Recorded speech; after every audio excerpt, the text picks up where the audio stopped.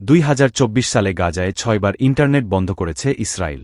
গাজার ওপর ইসরায়েলের অবরোধ অব্যাহত রয়েছে এবং 2024 সালে একাধিকবার ইন্টারনেট অ্যাক্সেস সীমাবদ্ধ করা হয়েছে। ইসরায়েলি বাহিনী গাজার ইন্টারনেট এবং টেলিযোগাযোগ অবকাঠামো ধ্বংস করার জন্য পরিকল্পিতভাবে ইন্টারনেট বন্ধ করেছে। মধ্যপ্রাচ্য ও উত্তর আফ্রিকার দেশগুলোর মধ্যে এটি সবচেয়ে বেশি ইন্টারনেট বন্ধের ঘটনা। এই বিষয়ে একটি প্রতিবেদন প্রকাশ করেছে আন্তর্জাতিক মানবাধিকার সংগঠন অ্যাক্সেস নাও। 2024 সালে গাজার ইন্টারনেট 6 বার বন্ধ করার পর এই পরিস্থিতি আন্তর্জাতিকভাবে নিন্দিত হলেও ইসরায়েলের বিরুদ্ধে তা কার্যকর কোনো পদক্ষেপ নেওয়া হয়নি। কাতার ভিত্তিক সংবাদ মাধ্যম আল জাজিরা এক প্রতিবেদনে জানায়, ইসরায়েলের দখলদার বাহিনী একাধিকবার গাজার ইন্টারনেট এবং টেলিযোগাযোগ অবকাঠামো ধ্বংসের চেষ্টা চালিয়েছে। এটি গাজার সাধারণ মানুষের জন্য অত্যন্ত ক্ষতিকর হয়ে দাঁড়িয়েছে, কারণ তারা একদিকে যুদ্ধের কবলে পড়ছে, অন্যদিকে তাদের যোগাযোগের সুযোগও সীমিত হয়ে যাচ্ছে।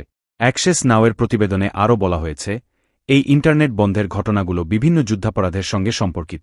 এর মধ্যে রয়েছে গণবাস্তুচ্যুতি, হাসপাতাল এবং আশ্রয়কেন্দ্রগুলোকে লক্ষ্যবস্তু করা, মানবিক সহায়তা বন্ধ করা এবং বেসামরিক নাগরিকদের ওপর বোমাবর্ষণ চালানো।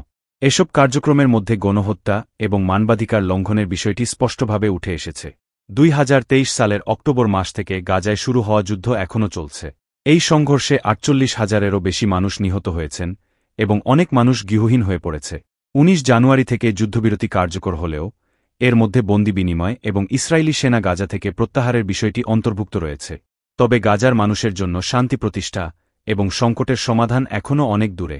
জাতিসংঘের মতে, ইসরায়েলের হামলায় গাজার প্রায় 85% ফিলিস্তিনি বাস্তুচ্যুত হয়েছেন এবং এ অঞ্চলের 60% অবকাঠামো ধ্বংস হয়ে গেছে।